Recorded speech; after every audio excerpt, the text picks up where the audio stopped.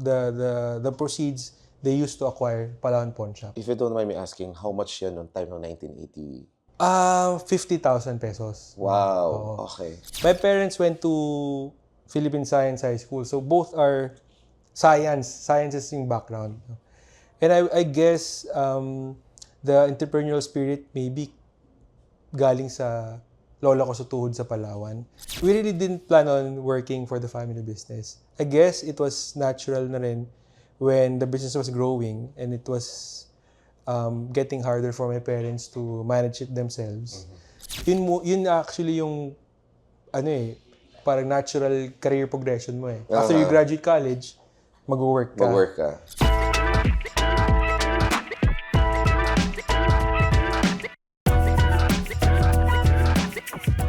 First of all, thank you for accepting this invite. Thank you for inviting me, of course. Yes.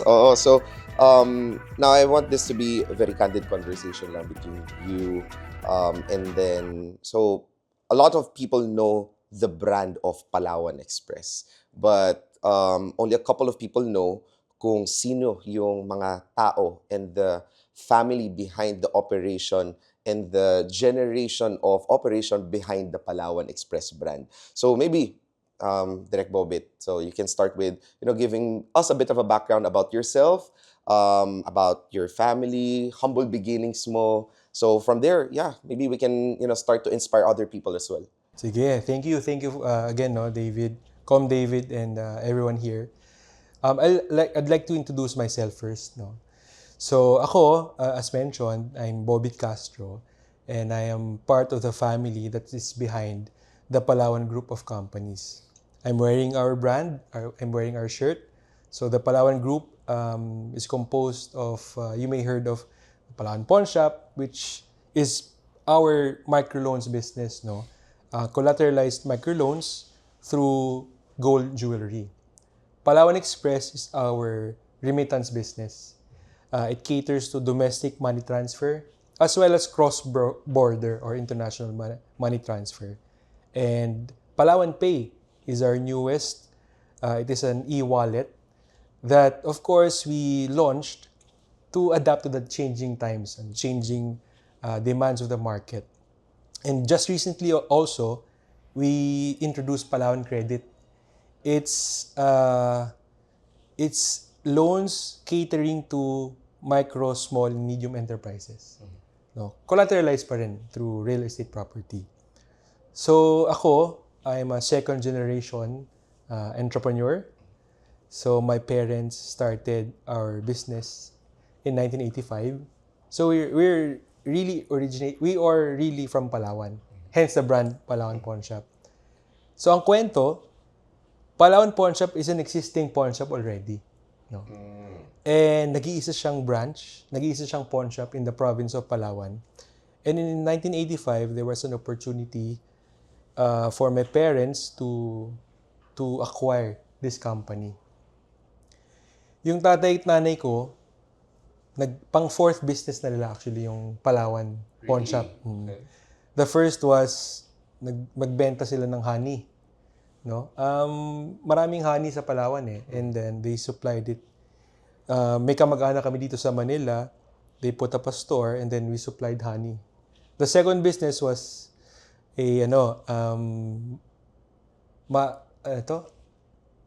furniture business. No? Marami din kasing hardwood sa Palawan. So, nag-fail din yon. So, the first business failed. Second business failed. And the third business, yung tatay ko, nagbebenta kami ng mga isda. Okay. And then, in 1985, there was an opportunity to acquire. Palawan Pawn Shop became up for sale. And so, yung parents ko, binili nila yung company ng utang. And merong minana kasi silang property na binigay sa kanila as a wedding gift nung lola ko. And they sold it, and then the proceeds they used to acquire Palawan Pawn Shop. If you don't mind me asking, how much yan noong time ng 1980? 50,000 pesos. Wow, okay. So they bought it for 50,000 pesos and they started actually with 50,000 pesos. 50,000 pesos din yung kanilang capital. Which is actually, my father used to say this, it's not compliant with the BSP requirement in terms of capitalization at that time, no? So the objective really was to provide livelihood for the family. So 1985, we're 5. I mentioned I'm part of the second generation. I'm the youngest of 5. Okay. Okay, so may ate ako tsaka kuya, both born before 1985. So nag-start yung Palawan Pawn Shop, 2 pa lang yung kapatid ko. So yung company actually mas matanda sa akin. We're celebrating our 40th year this year, 2025. And then, after na-acquire yung Palawan, 3 pa kaming sumunod na magkakapatid. So, nung pinanganak ako, 2 na yung branch namin. So, that's how we started, no? 2 na yung branch nung pinanganak ako, 1990. And then yung yung second branch, nakatira kami sa taas ng branch. So, parang Chinese, di ba? Right. May tindahan sa baba, sa taas ng bahay. Bahay mo. Oo. And that's where I grew up until 8 years old. Tapos, slowly, we expanded in other towns within the province of Palawan. And then, come 1997, 12 years after our foundation, we expanded outside na the province of Palawan. We went to Negros. How long before kayo nag-expand outside Palawan? 12 years. 12 years. So, it was really very gradual, no? Okay. Kasi syempre, wala naman funding nun. Isa lang yung branch nyo sa Palawan doon sa 12 years? Or Dumami na. Dumami. I would say probably around 12, 10 to 12. Kasi within Puerto Princesa, nagkaroon ng multiple branches. And then other municipalities within Palawan, nagkaroon na rin. And then pumunta kami ng Negros because at that time, may Negros navigation from Puerto Princesa to Bacolod. Tapos, sabi ng tatay ko, meron yata kaming kamag-anak doon. Of course, distant relative na. Sabi niya, might as well try, check it out, see if there's opportunity. And then I guess the rest is history in terms of expansion. No? it looks like you belong to a family of a very entrepreneurial mindset, no? Kasi ang dami rin nilang naging business. Also, because, syempre, to provide for the family, ganyan. So, how was it like growing up in a family that's deeply rooted to the business? Well, I wouldn't say we're really an entrepreneurial family. Siguro yung parents ko, both of my parents, yung daddies nila ay military. No? Oh. So, yung lolo ko sa father's side ay retired Air Force. Sa mom side ko naman, World War II veteran, Army. So, they're really not entrepreneurs. My parents went to Philippine Science High School. So, both are science. Science is yung background. And I guess the entrepreneurial spirit maybe galing sa lola ko sa tuhod sa Palawan. But it wasn't natural. No? And growing up, we weren't really forced kasi we didn't plan on us working for the family growing up, for the family business. Again, the objective really was to merely provide livelihood para kami makapag-aral, makapagtapos. And then eventually nung nag-expand na, fast forward na to, kasi nag-start kami 1985 sa pawn shop, and then 2003 nung medyo dumadami na yung ano namin, yung network, nagkaroon din ng opportunity to explore money remittance. So, ang kwento naman doon, meron kasing a certain island in Palawan called Cuyo. So, it was formerly the capital of Palawan. Medyo remote island siya from the main island of Palawan. Tapos, mayroong employee, sinasabi nila, "Sir, minsan, naiipon yung cash sa island." Okay. Kasi, of course, dun yung nagsasangla yung customers, naiipon yung cash. Why not mag-accept tayo ng money transfer, send from Puerto Princesa, tapos i-release namin dito sa Cuyo. Para at least, hindi na natin ibabangka ba yung pera. So, my dad caught on that idea. Sabi niya, sige, pwede natin i-develop to. And then, noong una, manually, meron kaming team of yung nagte-text pag may nagpadala sa branch, text yung central station, tapos yung central station text yung receiving branch. May nagpadala si ganito, i-claim ni ganito. So it was really manual. And then nung nakita namin na may potential, ginawang automated na yung system. So hence, nagkaroon tayo ng money remittance business na. So actually, I think it went hand in hand. The expansion of the pawn shop and the remittance fueled also our expansion geographically. Kasi as we grew in numbers, lumakas din yung pera padala because dumami yung network. And in 2010, nagkaroon naman kami ng partnerships. No? So going back lang dun sa, we really didn't plan on working for the family business. I guess it was natural na rin when the business was growing and it was getting harder for my parents to manage it themselves. Tumatanda na rin sila. Isa-isa, yung mga kapatid ko, nag-ano na rin sila, no? Sige, after, all of us work outside before joining the family business, eh. Diba? Especially yung 2 elder siblings ko, matagal sila sa corporate before joining the family business. How long? Yung sister ko, 12 years sa corporate. Oh, okay. Kasi, siya eh, accountant. So, nag-work muna siya sa SGV. And then, after nag-MBA siya sa isang bank. Yung kuya ko naman, as an engineer, he worked abroad for 3 years. And then, when he came back, nag-work din siya sa Shell for 3 years. So, lahat kami may kanya-kanyang, kumbaga, yun actually yung, parang natural career progression mo eh. After you graduate college, mag-work ka. Correct. Pero nung medyo lumalaki na and also tumatanda na yung parents, isa-isa, one by one, nag-decide na rin na to help. Kailan ka nag-start maging involved dun sa operations ng company? Actually, this is my 10th year na. So, 2015. Okay. So actually, I studied mining engineering in college. And after college, nag-board exam. And then I worked for Felix Mining as a field engineer. No? Very briefly lang, 1 year. And then my dad, isang parang day off ko, sabi niya, I think meron kang opportunity na to join. So I joined. So 10 years na ako sa company. 10 years ka na. Kasi usually, di ba, lalo na kapag may family business, ang mga parents, winawire na nila yung mga kids nila na, okay, kung mag-take ka ng course, business management, or kasi I know someone na madami silang siblings, marami silang anak, tapos yung isa pinag-engineering, yung isa pinag-psychology para HR head, yung ganyan. So parang sa iyo, kasi mining engineering, parang wala masyadong relate. Malayo, yes. Malayo, actually, 5 kami magkakapatid. Isa lang yung nag-business course sa amin, yung sister ko, na panganay. Ano siya, business and accountancy.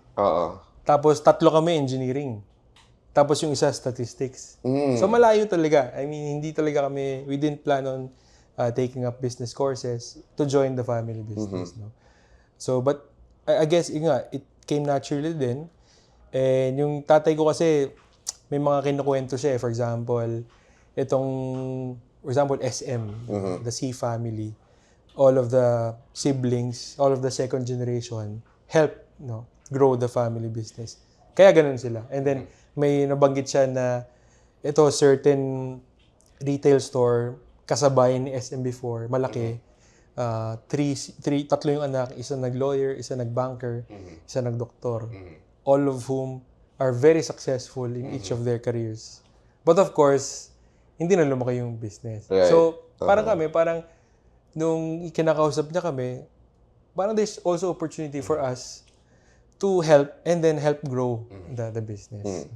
Actually, kasi common to popular belief, no? So, syempre kapag family business, lalo na with the brand of Palawan Group, so usually, established na yan, di ba? Yung brand, marami na pinagdaanan through test of time. But, lingid sa kaalaman ng karamihan din, di ba, na ang daming hardships na pinagdadaanan ng isang negosyo bago yan mapunta sa kung ano yung nakikita natin. Can you share, if pwede maging vulnerable ka ng konti, but can you share, what's the toughest challenge na nakita mo yung parents mo pinagdaanan during their journey in building the Palawan group of companies? Thank you for that question. No? And I think this is an opportunity to pay tribute to my parents.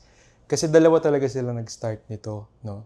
My dad being the more aggressive one, he was really in charge of product development, para ano ba yung kailangan natin gawin to expand, and then nanay ko naman, siya yung finance, siya yung naghahanap ng pondo. Paano natin pupondohan yung expansion, so and so.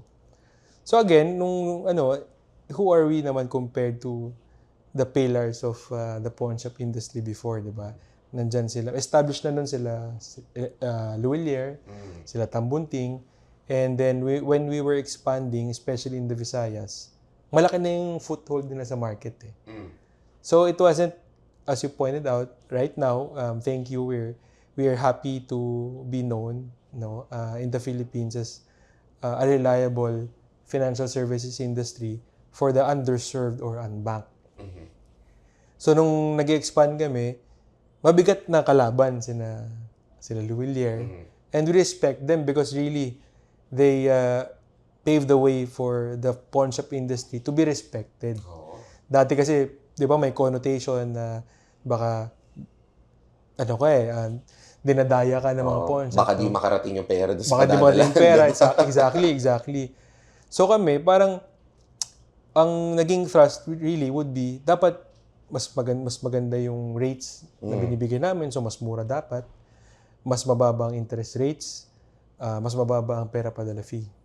Pangalawa, dapat mas, ito talaga yung sinasabi tatay ko, talagang mas customer-centric, no? We really, kumbaga, walang kuskus balungos. Dapat hindi hassle. And then gusto niya, ang experience ng customers, pag pupunta ka, papadala ka ng pera, masaya ka. Instead of medyo madrama. Kasi, of course, when you go to a pawn shop or pera padala, usually yan, may emergency, may pangangailangan.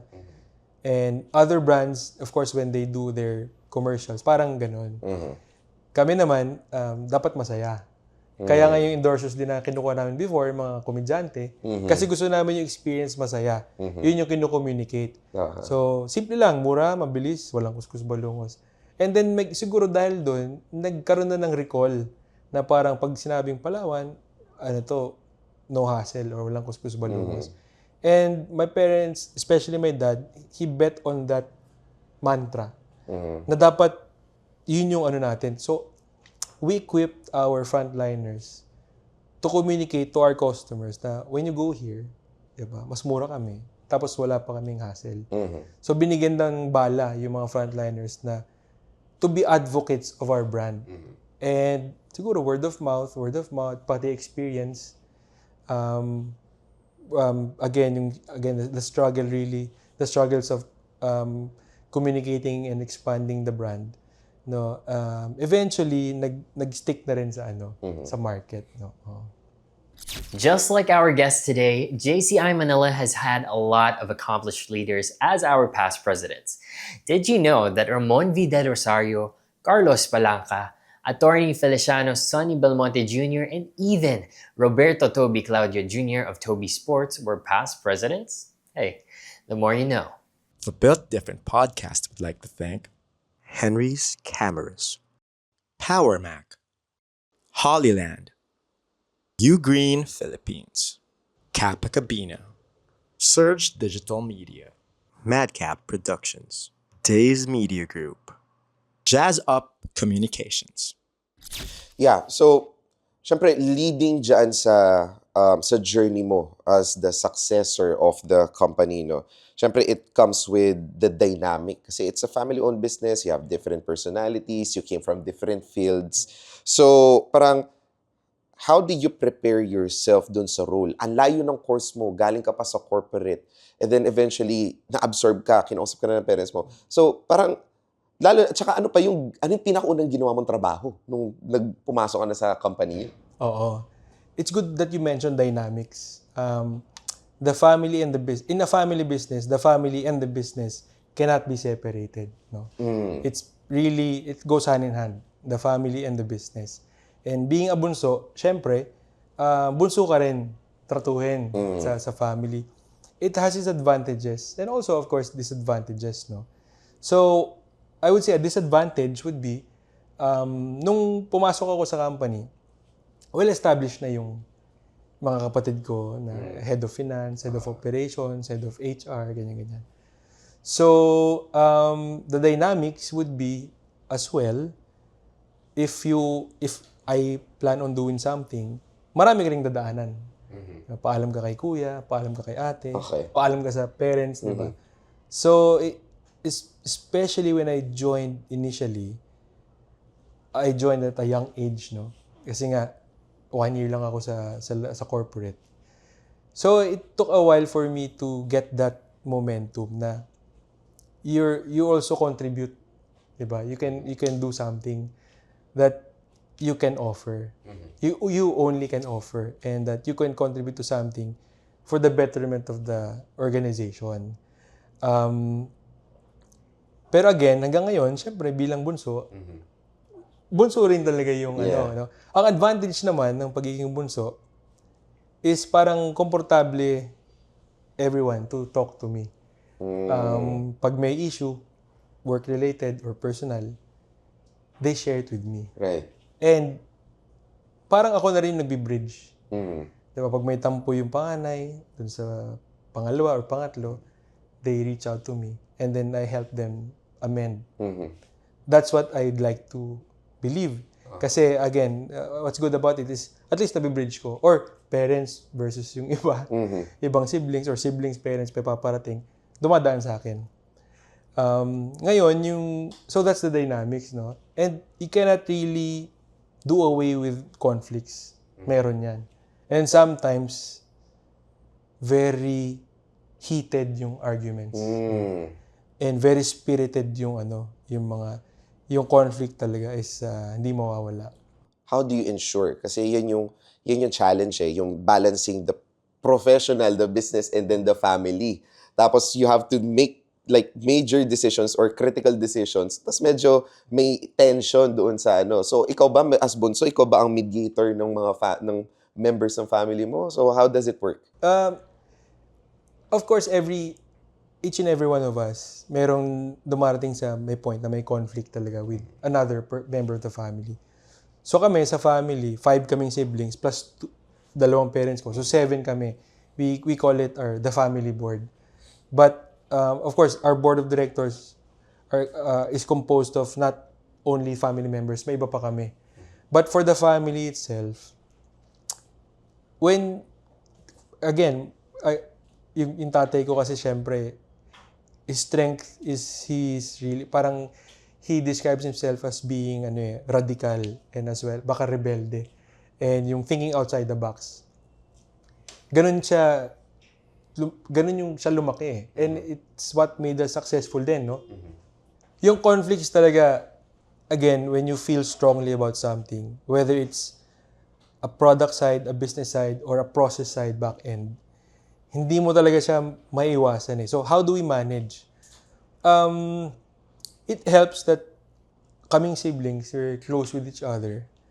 And talagang being a family business, pag may conflict, sinasabi talaga ng parents namin, mag-usap kayo. Kung ang conflict ay between the parents and the siblings, at we think that we have a strong support group. Meron kami mga advisors na parang family na namin. So yun yung nagme-mediate. And we have a consultant that specializes in family businesses. Helping us draft our family, ang tawag family agreement . Okay. Parang roles and responsibilities, so on and so forth, etc. So really, the key lang talaga is communication. No? It's easier said than done. No? Kasi talagang palagi . And by nature, for example, right now I handle operations, another sibling is overseeing finance. Naturally, may may conflict kasi gusto ko gawin to, syempre dapat hindi basta-basta, di ba? So ganoon, no? My role naman siguro, siguro eventually it also allowed me to being a bunso, syempre hindi ka basta-basta magsasalita, di ba? Makikinig ka muna. So at least na-train sa akin yon na makinig muna before speaking. And I guess that also, it evolved to being siguro a confidant of my siblings. Paano, kasi syempre dito sa ano no, hindi lang sa Manila, syempre sa buong parte ng Pilipinas na halos bawat kanto may Palawan Express. Parang, oh, dito si Bobit, dito ulit si Bobit, nandiyan ulit. So parang, what is that part of the strategy for you to be highly relevant sa industry? Is it part of the innovation where location should be anywhere you look, there's the brand of Palawan? Parang how does it, what's the thought process behind it? Yes, no, we really put great importance in finding the right location, no. Yung tatay ko mismo, talagang siya nag-start. Ang tawag namin sa kanya, meron siyang pang-amoy sa tamang pwesto. And eventually, finormalized na. So again, as I mentioned earlier, we really go to communities where banks are not present. No? Kasi parang kami nagiging financial intermediary ng mga tao, no, ng mga bangko. Kasi again, marami sa locations natin sa Pilipinas, also being an archipelago, iba't iba yung developments, Isolated. economic activities, isolated tayo. So yung iba remote. So we go to those areas. Ngayon, how to find the right places? In those areas, typically, syempre, meron kang palengke. So, dun yung economic activity, may mga nagtitinda, may mga bumibili. Oo. So, sa palengke, maganda, may location ka. Okay. Tapos, maganda rin if meron dyang kampo ng military, whether it's police or army, etc. Kasi, nagpapadala yan weekly, di ba? Correct. Nagpapadala. Kapag meron namang hospital or school, kasi school allowances, di ba? Pag hospitals naman, syempre, ganun din, may mga kailangan na movement of money. And neighborhoods na malalapit, mga bahayan, para accessible sa customers na pumunta sa branches namin. So, before, it's really more on, again, pang-amoy, kung anong na-observe po. And then eventually, we formalized the formula. Meron kaming criteria. And yun na yung nagiging basis for us to get locations. Ilang branch na ba kayo meron dito sa Pilipinas? In the Philippines, the Palawan Pawn Shop, no, the company-owned branches, kasama na yung Palawan Express, etc. You have about 3,600 Wow. nationwide. Thank you. And on top of that, we have remittance partners, numbering another 5,000. Wow. But those are not company-owned. Usually, ito yung mga ano rin eh. Meron din silang sariling pawn shop business. Or yung iba talagang courier business. But they carry the brand of Palawan for their remittance business. No? Now, syempre dito sa Philippines, no, there's a surge of popularity sa mga e-wallets natin. As you mentioned, meron na kayong part na ng business niyo, business model niyo rin yun. So, and a lot of traditionally owned businesses, medyo resistant, dyan sa mga ganyan technology advancement, ganyan. Does the siblings mo and you played a vital role doon sa pag-convince sa parents ninyo na, meron na tayong ganito, ganyan, safe yung pera natin, makakapunta yan sa ganyan. So, ano yung conversation behind that? Oo. Actually, pre-pandemic pa, we're really planning on building an app or an e-wallet of our own. Pero of course, we didn't have any idea talaga on how to go about it. Na fast track ito during pandemic. Kasi nung pandemic, of course, everyone was restricted in going out. Kami naman, hindi rin masyadong maraming, again, padala kasi we're in quarantine. And maraming takot lumabas because syempre baka magka-COVID, etc. So, hence, nagkaroon ng high demand for e-wallet, for super apps that provide delivery, payments, etc. No? At that time, hindi pa kami ready doon. No? Wala pa kaming facility. So, na-accelerate yung conversations with the parents na kailangan meron din tayo eh. Kasi whether we like it or not, doon papunta yung we cannot go back eh. We cannot takes a step back towards yung sa advancement of technology. Lalo pa in the last 10 years. Sobrang bilis ng mga changes ng mga innovation. So actually, naging tedious din yung, di naman masyadong nagkaroon ng arguments, but because it was clear to us. Pero yung how, yung mahirap Ano bang business model? How do we build it? Do we partner? Do we buy an existing one? Diba? How do we build the infrastructure? So nagsimula muna kami sa building the team. No? So yung pandemic, naging opportunity siya for us to onboard, I would say, of course, professionals. No? Ito yung mga from outside. Kasi kami karamihan ng employees namin, we call it homegrown. No? Nag-start ka sa branch, you went up the ranks to take on management roles. Pero during the pandemic, we onboarded marketing professionals, tech professionals, di ba? Innovation professionals to help us build yung new innovations namin. One of which is yung Palawan Pay, our e-wallet. And we're still, nandun pa rin kami sa boat na yon on how do we really position it sa market. What's clear to us, of course, is we have to provide an online and offline service. Ang advantage din nito, syempre, it's 24/7, no? Kasi, and being an e-wallet, you already have the capacity to transfer through, di ba, yung mga InstaPay, etc. So, pwede ka na mag-transfer to banks and then vice versa. And to other wallets as well. So, sa ngayon, ang tawag namin dyan, tuition fee. Para syempre, you buy, you invest dun sa learning on how to really position it, no?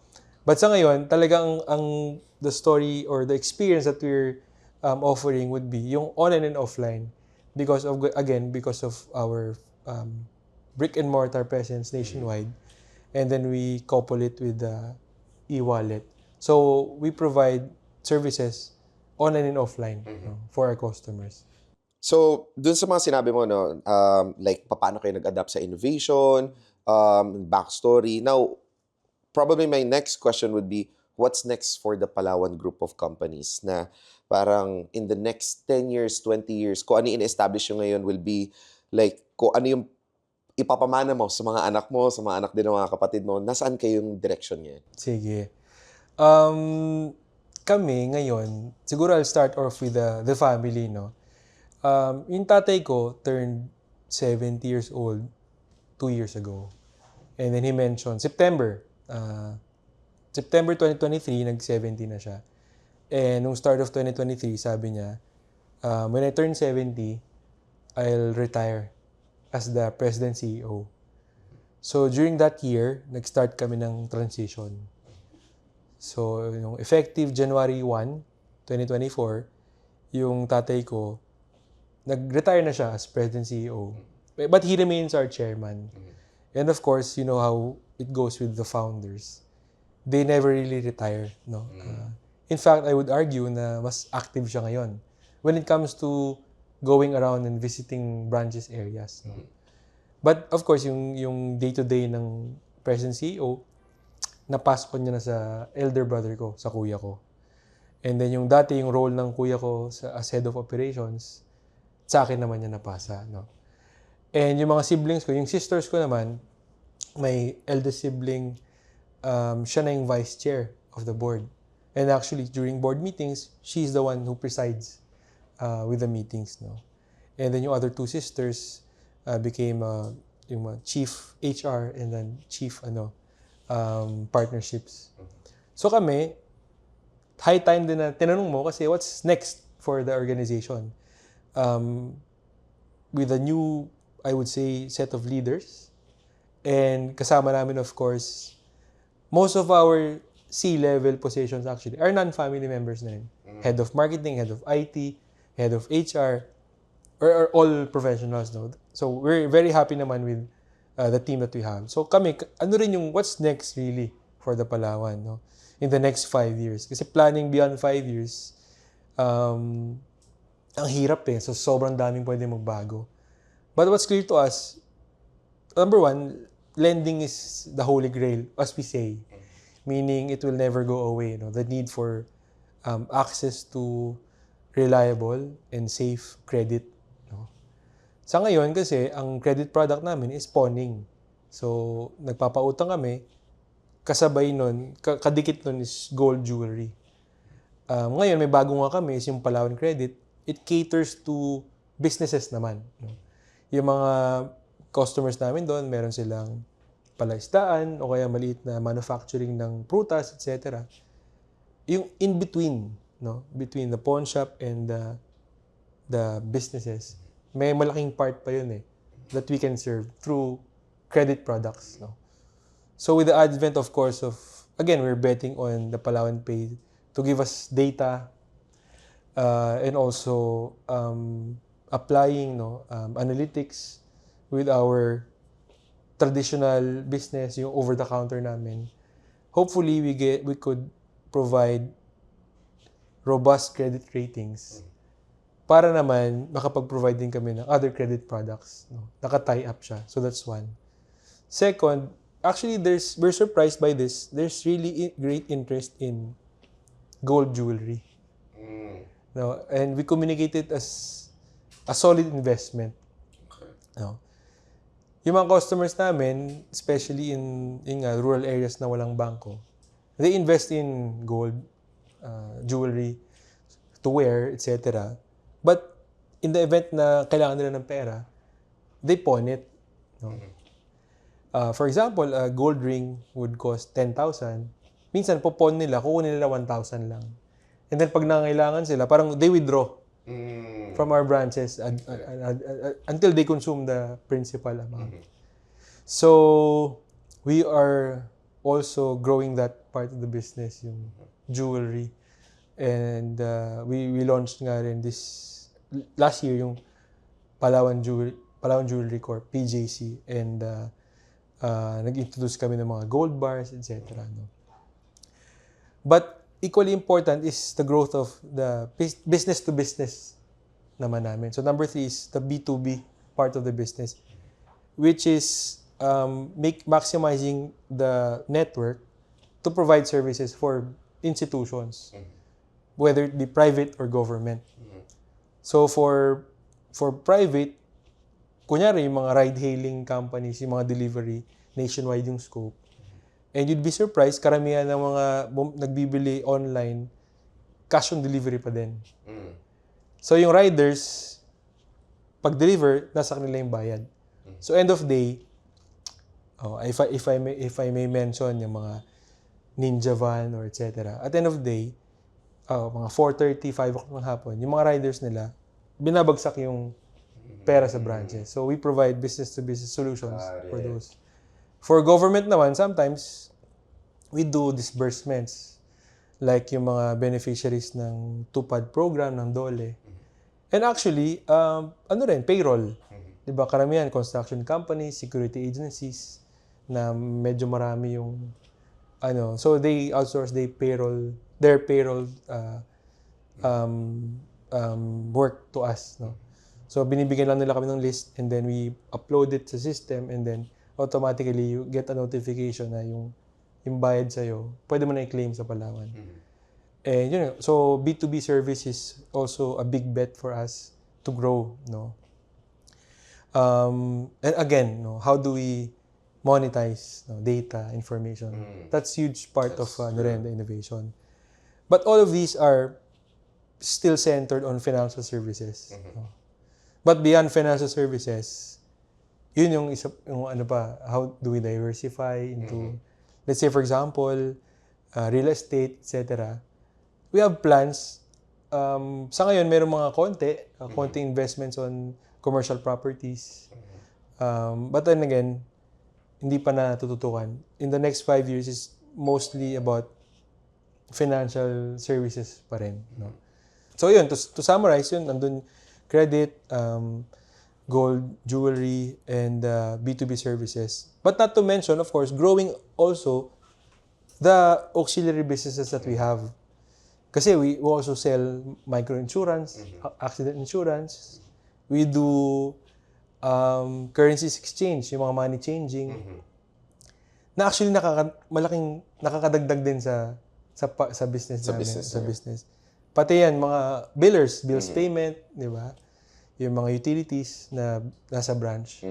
So, yun, all of those, we plan to grow them. Actually, parang you're explaining to me kung ano yung mga services niyo, and you as the chief operations, lahat yan kailangan mo tingnan, di ba? So, karamihan doon, pati yung direction, the leadership, everything, magfo-fall din sa yan, even doon sa mga branches niyo. Pero ang question ko dyan is, with your current role sa JCI Manila ngayon as the 2025 Director for Community Development, paano mo binabalanse lahat ng yan? Okay? Lalo na yung mga projects mo with the ComDev, yung responsibility mo sa business, and also yung responsibility mo as the husband and as a dad. Yes, So, paano mo yes. ginagawa lahat yan? Well, you just have to do it. You just have to do it. Pero prior to joining the slate, no, and eventually getting elected, I consulted with first my wife, no. Sabi ko, na-invite ako, anong say mo, etc. And then afterwards, when I got her approval, I talked to my dad, no, who also happens to be a JCI member, no, from a different chapter. So sabi niya, magandang opportunity yan. Of course, he knows Manila very well. And then I consulted with my siblings. Sabi ko, if I were to pursue this, syempre I'll be giving up some of my time, no, and dedicate it to the chapter. And timing naman, kasi when I got invited, I was also in the process of reinforcing our operations team. So na-accelerate siya, no? And I'm very proud to have that, no, sort of C-level that oversees the commercial strategy. We call it the CCO, Chief Commercial Officer. So parang she oversees the commercial strategy of our business, no. Mainly the pawn shop, money remittance, and the other brands. So kasi I agreed to run July and we started campaigning August. And then sakto, nandun din yung starting ng onboarding niya. And officially, noong October 1, nag-start na siya sa operations. So, tandem kami. So, ngayon, meron akong kasama to oversee everything, no? To manage everything. And it actually allows me to have time for JCI. But again, kasabay din nun, sakto rin na the family kami, parang we've agreed na Mondays talaga is mainly for tawag namin leads meetings, no? Checkpoints, ExCom, Mancom every other week, and then family board every other week din. So parang may cycle plan kami that we yun yung time to see reports, check on the numbers. And then ako naman personally in my role as the COO, every Tuesday is sacred, no? Every Tuesday morning is sacred for operations, OpsCom checkpoint. So that's where we discuss what are the key activities for the last week. Nandun na yung lahat, customer service, IT, di ba? Nagkaroon ba tayo ng downtime? And then also manpower, no? Anong nangyari sa and then other support delivery services such as yung facilities, engineering, procurement. So those are being discussed every Tuesday. But prior to that, yung we call cluster heads, they pre-align. Para pagdating ng Tuesday, discussion na. And then that's how I have time for work. After Tuesdays, JCI na.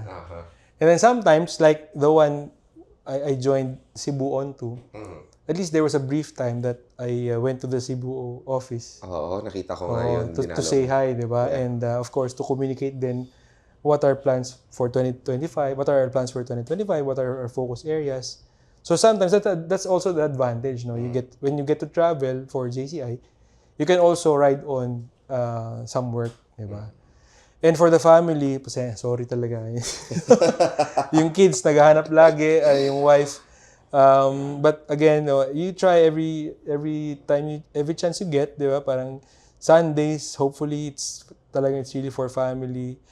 Yun yung gusto namin ma-establish din kami ng wife ko na parang culture building, no? Growing up kasi mga bata 7 and 3, na parang at least they get to see every Sunday, meron tayong activity talaga.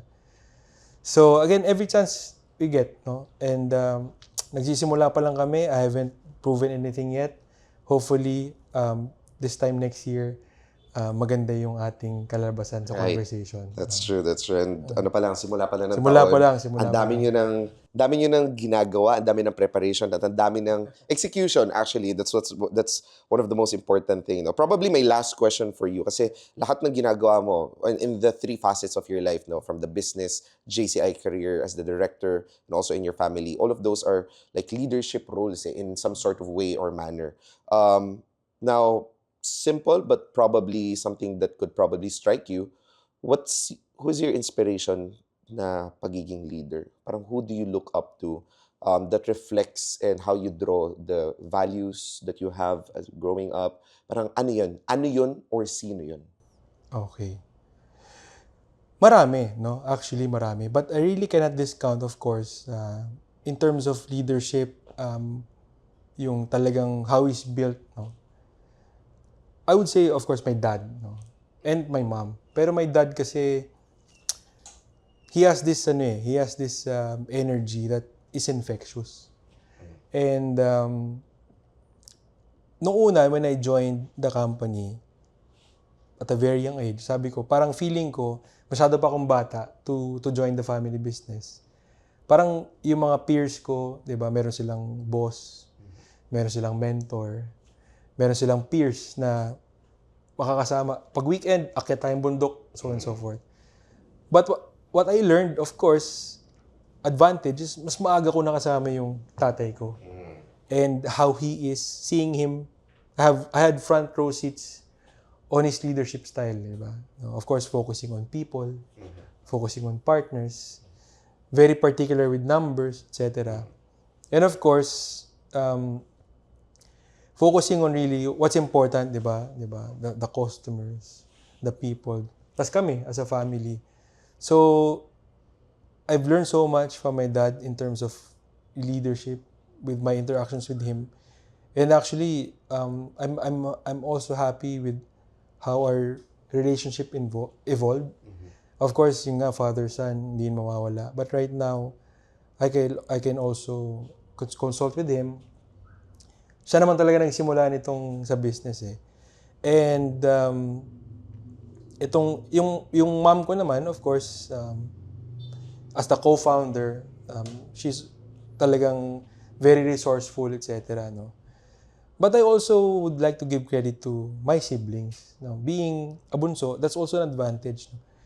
You get to observe how they are. No? May kanya-kanyang strengths Kuya ko is really ma-PR. Talagang kilala niya lahat. Nakuha niya yung sa tatay ko. Lahat kilala niya. Yung ate ko namang isa, yung panganay kong ate, very structured. Being from an audit background, CPA, very structured siya. Giving importance to protocols. Ganun. Tapos yung pangatlong kapatid ko, siya yung pinaka-motherly sa amin. So laging mayroong gift sa mga tao, etc. Yung sunandang ko, very people person, jolly, and also generous. Laging may So, you get to soak in everything, no? And of course, in terms of inspiration naman, my wife, di ba? So, ang dami And I'm very fortunate. I'm very blessed. Sabi ko nga, dasal ko rin yun, na parang with all this na I'm still worthy, no? And siguro part of the inspiration to take on ComDev is because you have so much and you're given so much opportunity. And genuinely, you also want to give back. And if I'll spend so much time away from family and work in 2025, I cannot think of anything to do but community. Community. Para sulit. Yeah, para sulit. Kasi it's still a service to humanity. It's Yeah, still rooted to your values. Yeah. Actually, thank you so much for joining us. Thank you. Thank you for And, having we me. we learned a lot of things now. So a lot of people who's watching this, at least nagkaroon kayo ng idea on the backstory behind the famous brand of Palawan group of companies, and also, his JCI journey, his JCI career. So yeah, with that, thank you. Thank you so much. Thank you. Thank you. Thank you. The Built Different podcast would like to thank Henry's Cameras, Power Mac, Hollyland, Ugreen Philippines, Kappa Cabina, Surge Digital Media, Madcap Productions, Days Media Group, Jazz Up Communications.